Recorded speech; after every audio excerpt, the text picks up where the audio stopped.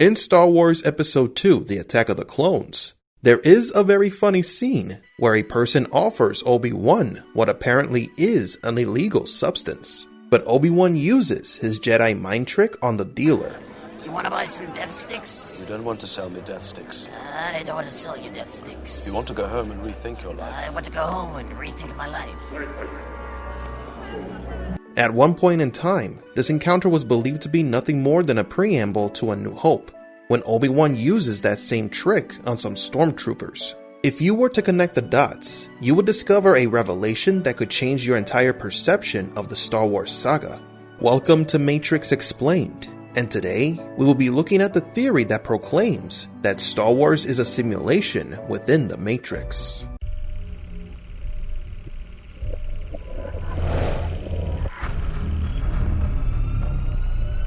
Welcome to the desert of the real.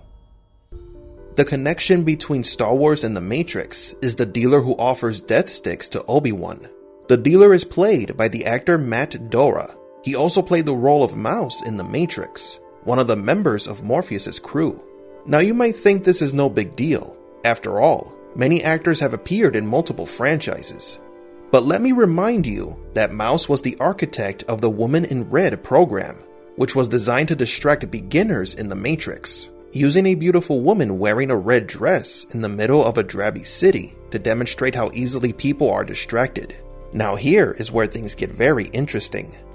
Shortly after Obi-Wan's consultation with the dealer, Anakin can be seen walking around the club, and then a beautiful woman prominently appears and gives them a very seductive look. Notice that this scene seems similar to the Woman in Red simulation in The Matrix. A woman wearing a striking dress stands out from a crowd of indistinguishable people. Could she be the woman in the red dress? The answer is yes. The Australian athlete Fiona Johnson, she played the woman in the red dress in Matrix and the lady in the club in Attack of the Clones. The idea of Star Wars being a simulation in the Matrix is thought to be crazy, but it does have merit. The character description of the lady at the club in Attack of the Clones basically says that she is a client who often tries to get the attention of potential partners. Is it still just a simple coincidence? Was Star Wars created in the Matrix? Besides the callbacks and the references, it does make sense. This can explain the powers of the Jedi, how they can jump great distances and manipulate their environment using their minds, just like Neo and the others in the Matrix. Maybe Anakin and Luke aren't what they seemed.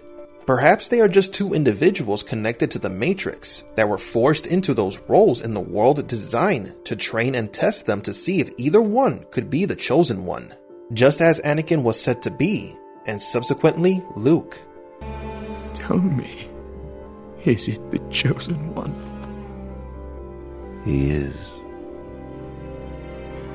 Maybe Star Wars is a movie that existed in the world of the Matrix, and Mouse decided to recreate it in a simulation for the purpose of helping the Chosen One. It can all still be a coincidence. The chances of it being random is pretty low. But even if none of this means anything, it is possible that this scene was done on purpose to show that Anakin was not going to be distracted by any other woman like Neo was. Anakin only had eyes for Padme. Still, Star Wars could very well be a Matrix program. But do you agree? Does Star Wars being a simulation explain the powers of the Jedi? For Matrix Explained, please leave a like and subscribe. And thank you for visiting the Desert of the Real.